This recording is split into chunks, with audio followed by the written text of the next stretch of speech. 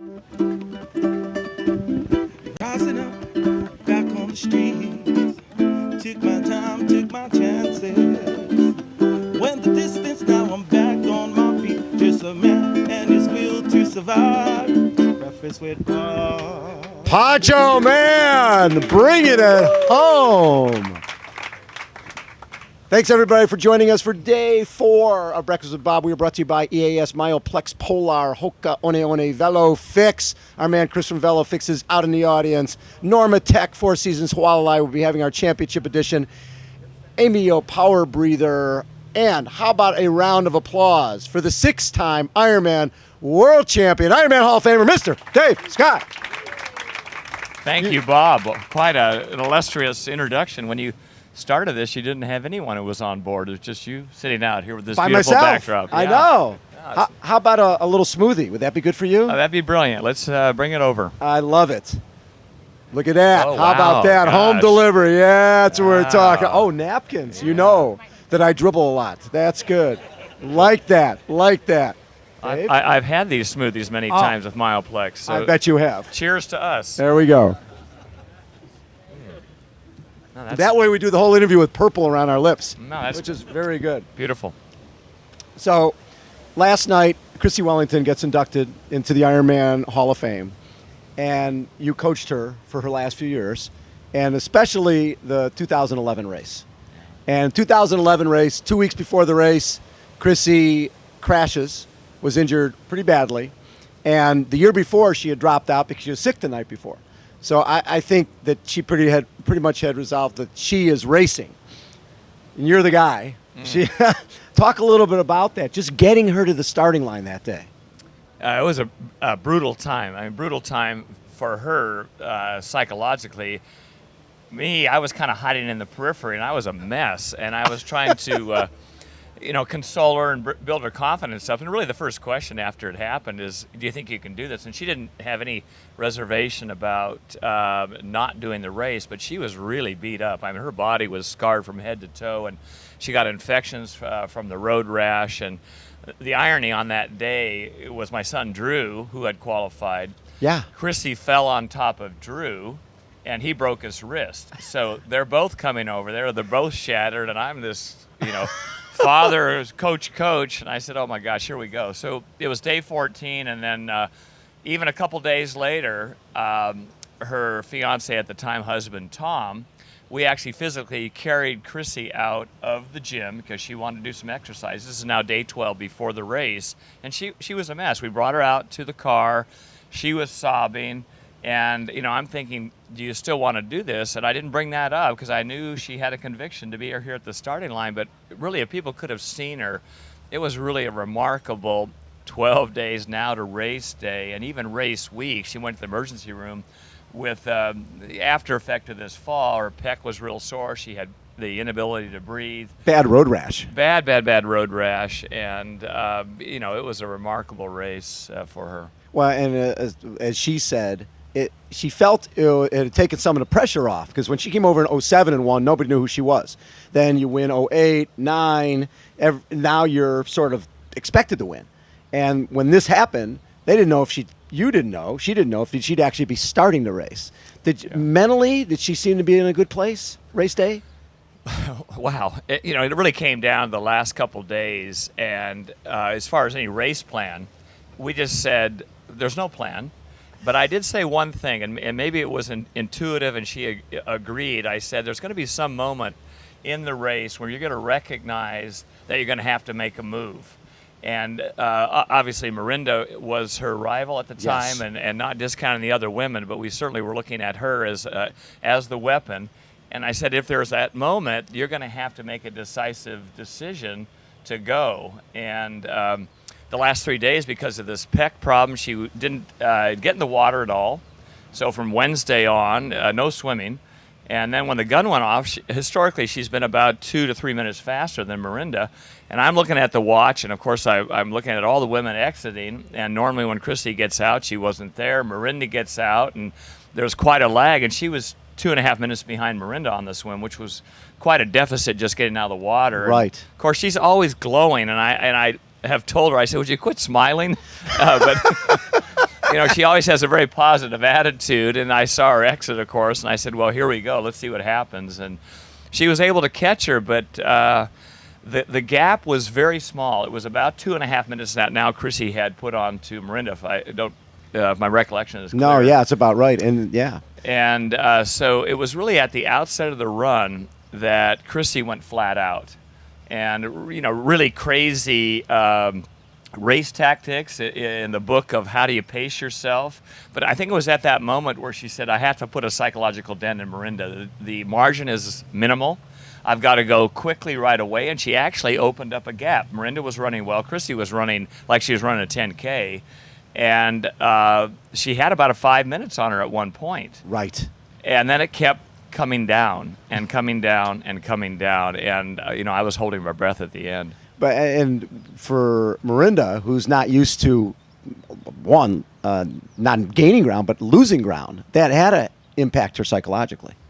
Well, I don't know. Miranda's so darn tough because she's come from different moments in that race and has kind of weaved through the women, and she's always pretty steady state. So she must have said to herself, I know I'm running a good pace, but, Chrissie's out of her mind right now, and I'll see what I can do. But, I think you're never immune to the pace of your competitors. Right. You recognize that, and she was getting reports from her allies. Where is Chrissie? Oh, by the way, she's increased her gap. That doesn't help at the outset. No. So when she comes across a line with maintaining that 2.5 minute gap, and what she went through, were you surprised that not long after that she'd made a decision? I'm done. No, I was not, Bob. We didn't really talk about the end of her career at that moment. That would have been totally inappropriate. But going back to 2010 and being sick and making the decision the night before, and a lot of people, of course, would doubt the best woman ever and really the best athlete in Ironman history, both genders included, Chrissie Wellington, for dropping out of the race. They just don't want to hear that. And she was really sick, and so I think that was her conviction to come back in 2011, regardless of the circumstances. But she put so much pressure on herself, and through that year, leading up to 11, she was in phenomenal shape. Oh, yeah. She had an amazing victory, but not her greatest race. And I think if she had come into it without the fall, she would have had a sensational time. Coulda, shoulda, woulda. The circumstances dictated that she won barely, and I think the pressure of those 2 years and winning on this final race, she kind of knew that her life had to change because there was too much emotional and psychological pressure. So what are you doing here on the island with Myoplex? You're doing some different stuff. Yeah, I'm doing quite a few things with Myoplex EAS, and it really introducing their endurance line, which is pretty unique, and I've been involved with them for a couple of years and talking about really having an endurance division because they've kind of been in the muscle industry for a long time, and one of the things that we've talked about since the endurance audience is pretty savvy is that can we elevate the integrity of the line a little bit, and when I'm saying that the line is very, very good, but no artificial sweeteners, colors in the new line, and we're introducing Hydrate and Recover as two products here in Kona. So, I'm really happy with that because it's an easy story to tell. It was before, it's even better now, and I think the athletes that are looking at also a lower carbohydrate index, it's a real plus. And EAS has had the technology for a long time. So not to get too technical, but they have a product in it called HMB, which is a byproduct of L-leucine. It's amino acid, so it's a real plus. So I'm happy about that. I like talking about all the technical stuff, but we don't have to do it on your show. Dave does the technical stuff, absolutely. So when I look back at the Dave Scott career, every sport has somebody who sort of pushes the envelope, and Dave was the guy who was the first guy under 10 hours, under 9.5, under 9, first guy to run under 3-hour marathon, under 2:55. So, Dave, when you look back at, say, the 89 race, where the year you were similar to Chrissie, the year before you were ready to race, but you had a knee issue and had to pull out. Coming back from that and coming to 89, how long did it take you to realize, okay, my body's back, I'm ready to rock here in 89? Well, I think I left 88, and again, you know the history, Bob, better than anyone. My intentions were to race in 88, and I had a knee issue, and I just had to, I kept testing. I said it's not going to work, and I had to pull out. Well, that's hard to do. It's hard to do. It's very difficult. So then you're on the sideline, like, what happened? Well, people don't want to really believe you. Just go ahead and do it. So, 89 rolled around, and I knew Mark was certainly going to be a formidable foe in that race. He was. I felt getting, a little more race savvy over here, and we had a great race in Australia and early on, and he beat me in that race. And the running times were amazing too. The running times we were fast that year. It was a 30K, and Mark averaged 5:20 something per mile, and I was high 5:20s, and he beat me. And I thought, wow, he's ready to go. So. Coming over here, I felt if we were together, it might come down to the marathon. But I was in good shape that year, and we all have issues that go on. There's never a perfect buildup. There's never a perfect race. But I felt pretty solid when I stepped up the line in '89. And did the pace surprise you? Because your course record was 8:28, and you guys went 8:09 and 8:10. But we had done an interview a number of months earlier. And your line was, we talked about the winning time from the year before, and Scott Molina had run a 3:02 marathon. It's like, well, if somebody runs 3:02 this year, they're going to be a few miles back, and someone's going to run 2:40s, and there's only two of us who can. So there was, in your mind, because you had been the guy who was the first one under 3 and under 250, you had a feeling that there's no reason we can't run low 240s here. Yeah, I think I'd run 2:48. You can check the records, Bob. But and obviously T2 was folded into those times, so we had a transition on the run times. But I think a couple of times we're under that, and I felt confident running wise, and not arrogantly. I just said, well, I can run 6-minute pace. That's 2:37 high, and I think I stated that in a press conference and told you. And again, I just thought, well, that's a reasonable time. I'll run that off the bike and. Not an issue, haha. So Mark had heard that as well, and I think he swallowed his Adam's apple a couple times and said, "Wow, Dave Scott's going to go fast. I got to be ready to go." And ironically, we ran side by side for pretty much the entire race. And Wolfgang Dietrich was ahead of us going first 3 miles. First 3 miles into the run, and then it was just a two-man game. Had you had a race like that, a side-by-side race for, especially in a longer distance race where somebody is elbow to elbow? I mean, from the outside, we obviously love it. But when you're racing like that, is that something, did you enjoy that? Did I enjoy it? Well, I would have preferred some other company, actually, Bob. But did I enjoy it? No, I didn't really enjoy that. But I think the race dynamics, and I've mentioned this many, many times, and it's not sour grapes by any means because it was a great tactic by Mark. I had the inside pull for the handoffs at the aid stations, all right-hand handoffs, and I realized that as we were coming along Lee Drive, which is right outside our shoulder here, and so it made it easy for me to get the first pass, and I would always point at the aid person and say, you're the guy, come over here. And it's usually a Cub Scout who's frozen in fear, and I'd say, come over here. And we were running under 6-minute pace at the outset, and I said, you got to run with me. And so these kids are going flat out, and I'd get that aid, and that was, it was really cherished. I said, hallelujah. Mark was behind me, but then Mark came around, so now he had that inside track. And at the time, I realized what had happened. I said, not a problem. I'll just drop back, get my aid, and then kind of surge up. Well, that happened through the whole race. So I did maybe 20-odd surges. Pickups. Yeah, you're doing pickups in the middle of the Ironman. I did pickups in the Ironman. And the last one really was, as you know, Bob, the story on this was really right before I was going to make my move, and that was at the top of Paulani Hill. So it was over 24 miles at that point. Right. And Mark had a different plan. And that was the first time I had seen on the Queen Highway during the run, there was 50 vehicles, right? I mean, obviously you're focused on him, but did it seem like there was more people out there was more energy around you guys, or did you even notice that?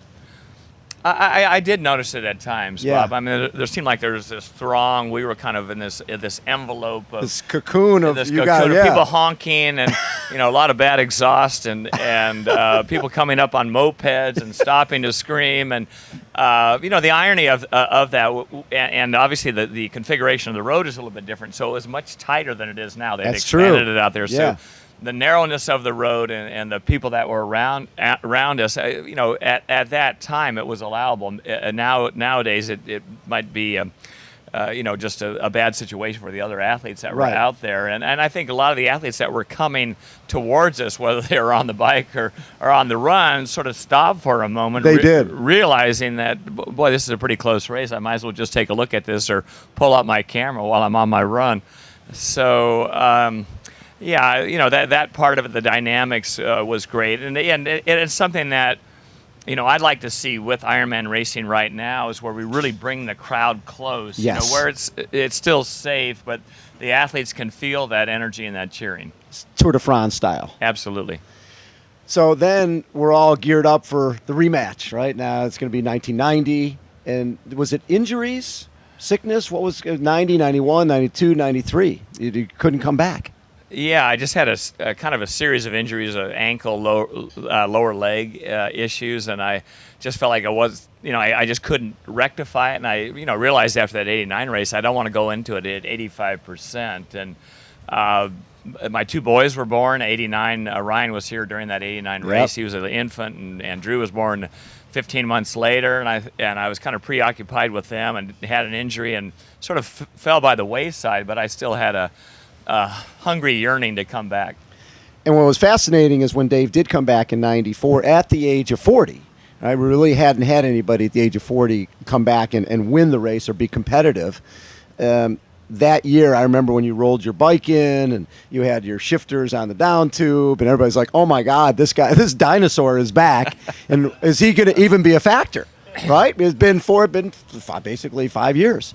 But you knew that you were, or did you know that you were ready to have a really, really good race?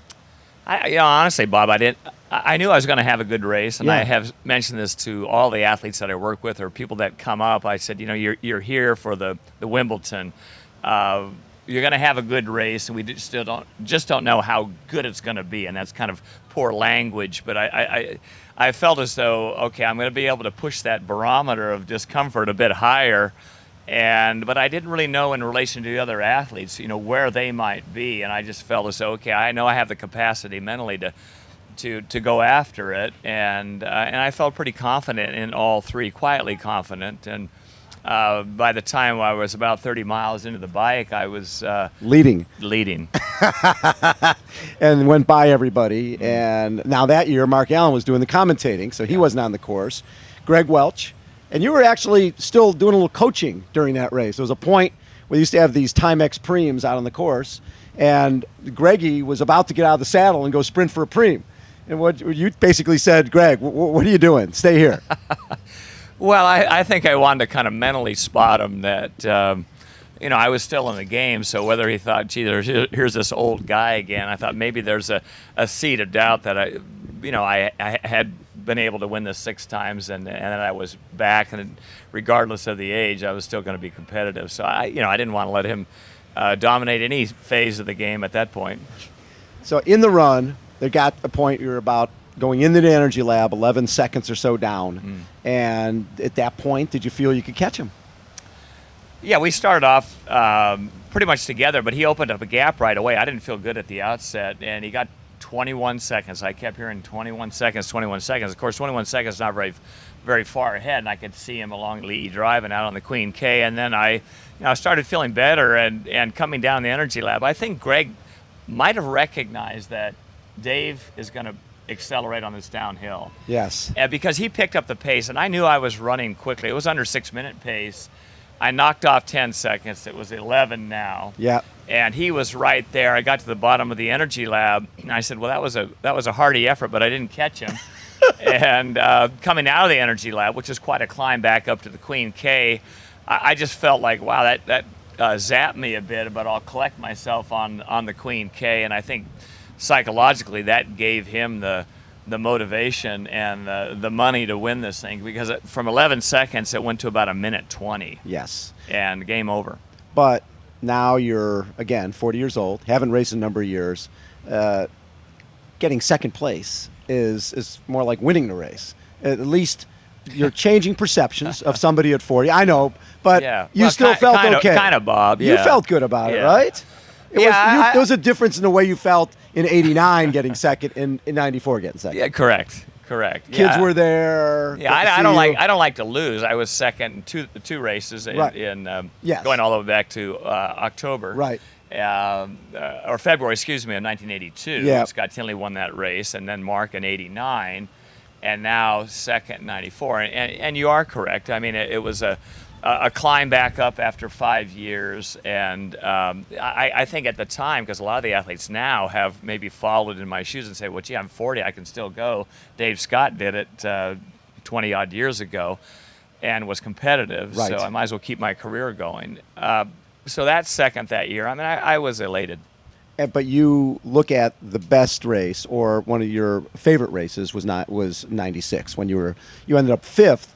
But you were in a different position because normally you're at that front end of the race. That year, the bike ride didn't go well. You come off in, 25th? You were pretty far back. 26th, and I didn't realize, Bob. I was just talking about this the other day, and I felt, again, I've said this many, many times, silently, my friends and family, I said, I was second in '94. I broke my toe in '95, couldn't race. Now it's '96, I'm 42, and I said, I can win this. I know I can win this. And again, I can say that to everyone here and you now, but at the time I was quiet.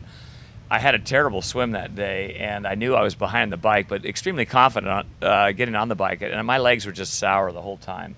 And I just couldn't get going. I just felt like it was a training day. My legs were heavy. My heart was real low. I was able to sing a song, and but I just couldn't go any faster. And it really wasn't until very late in the ride, maybe mile 85 or 90, where I just kind of said, it seems improbable to be able to win this race, but what can I do? And I always have told the other athletes, I said I felt like I had an opportunity, and the opportunity was to run that marathon as fast as I could. And you come off the bike, and your legs felt good right away in a run. Yeah, I think that, I've never said to myself, if my legs feel bad on the bike, therefore they're going to feel bad on the run. And I've never ever felt that. I've never coached that way. I said, it's a different movement pattern. Yes, you are fatigued, but let's see what you can do on the last leg. And so I started the run, and I said, yeah, I'm just running a 10K, and that's how I kind of began the assault on Elite Drive. And I was able to pass a lot of people really quickly. Again, not knowing that I was in 26th place. I didn't know that till the next morning, and my goal was to get to the top 10. Right. And I kept catching a few more, and now I was getting information from family and friends. Oh, you're in 16th, you're in 14th, and I started having a little more clarity. Like, I got to get in that top 10, and I was now 9th, and I said, well, why not get in the top 5? I'm here. What the heck? I'm here, and I just kind of ran out of real estate because I was moving well at the end, but the gap differential from 5th to 4th and all the way down was too much. Love it. But you end up getting 5th. Yes. You end up running 2:45 marathon off the bike, one of the fastest runs of the day, and sort of cement the legacy of Dave Scott. That was you raced so many different ways from the front most of the time, but coming from behind, and still showed that that's why you're the legend. Well, how about a round of applause for Mr. Dave Scott? Pancho Man, can you take a legend out? Eye of the tiger and we're rising up to the challenge of a rival. Breakfast with Paul. Pancho Man! Yeah, buddy. Thank you, Good, man. Beautiful. Thank you. Thanks, Bob. Thank you.